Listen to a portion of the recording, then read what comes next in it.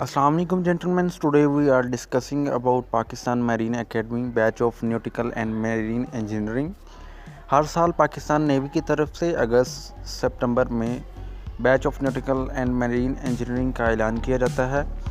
Mostly अगस्त में इसकी registration वगैरह मुकम्मल हो जाती है और इनिशियल टेस्ट का प्रोसीजर जो है वो सितंबर में होता है। तो सबसे पहले हम देखते हैं जी एलिजिबिलिटी क्राइटेरिया क्या है जिसकी बिना पर आप batch of nautical and marine engineering को ज्वाइन कर सकते हैं। सबसे पहले तो आपके एफएससी में प्री इंजीनियरिंग होनी चाहिए जिसमें आपके 55% मार्क्स होना चाहिए। अगर आप होप सर्टिफिकेट पे अप्लाई कर रहे हैं तो आपके 60% पार्ट 1 में होने चाहिए और जब आपका रिज़ल्ट आएगा तो ओवरऑल आपके 55% मार्क्स होने चाहिए। अगर आपके 55% से मार्क्स कम हैं तो वो आपको किसी भी फेज़ में से बाहर निकाल दिया जाएगा। इसके अलावा आपका मैरिटल स्टेटस सिंगल होना चाहिए। जेंडर मेल यानी मेल कैंडिडेट्स ही अप्लाई कर सकते हैं। एज आपकी 20 साल होनी चाहिए। इसके अलावा 1 साल की रिलैक्सेशन दी गई है सभी बच्चों को, लेकिन फाटा, गिलगित, बल्तिस्तान, बलोचिस्तान के बच्चों के लिए स्पेशल 1 ईयर रिलैक्सेशन और साल एक की रिलैक्सेशन दी गई है। मतलब वो 22 साल के कैंडिडेट्स भी अप्लाई कर सकते हैं। नेक्स्ट अगर हम जेंटलमैन बात करें इन एलिजिबिलिटी क्राइटेरिया की, तो अगर आप मेडिकली अनफिट हैं किसी भी डिक्लेयर्ड मेडिकल बोर्ड से, अपील मेडिकल बोर्ड से या आईसीएसबी के बाद जो फाइनल मेडिकल होता है या वहाँ से आप मेडिकली अनफिट हैं तो आप भी अप्लाई नहीं कर सकते हैं। या आपको किसी भी गवर्नमेंट सर्विस से डिसमिस किया गया है, इसमें इंक्लूडिंग आर्म्ड फोर्सेस आ जाएगा, पाकिस्तान आर्मी, नेवी या एयरफोर्स। इसके अलावा अगर आप अपने रॉन्ग यानी कि गलत सर्टिफिकेट्स, जाली सर्टिफिकेट्स जमा करवाते हैं तो भी आपको एलिजिबल क्राइटेरिया में पूरे उतरते हैं तो आप अप्लाई नहीं कर सकते।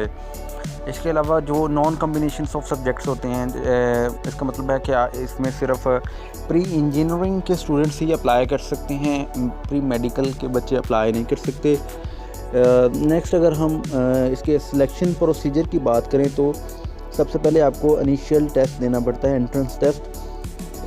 ये टेस्ट डिफरेंट जगहों पे होता है जिसमें एबटाबाद, ग्वादर, कराची, लाहौर, मुल्तान, मुजफ्फराबाद, पेशावर, कोयटा, रावलपिंडी और सखर, ये जितने भी शहरों के नाम लिए गए हैं इन्हीं सभी में सेंटर्स में आपका इनिशियल टेस्ट होता है, जो रिटन टेस्ट होता है।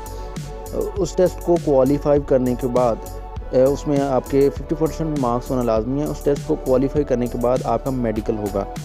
मेडिकली होने के बाद शॉर्ट लिस्टिंग होगी। अगर आप उस शॉर्ट लिस्टिंग में पूरा होते हैं तो आपका पीईटी होगा यानी physical efficiency test. Physical efficiency test में 1 माइल रनिंग होती है जो कि आपने 8 मिनट्स में करनी होती हैं। पुशअप्स होते हैं जो कि आपने 15 करने होते हैं 2 मिनट में।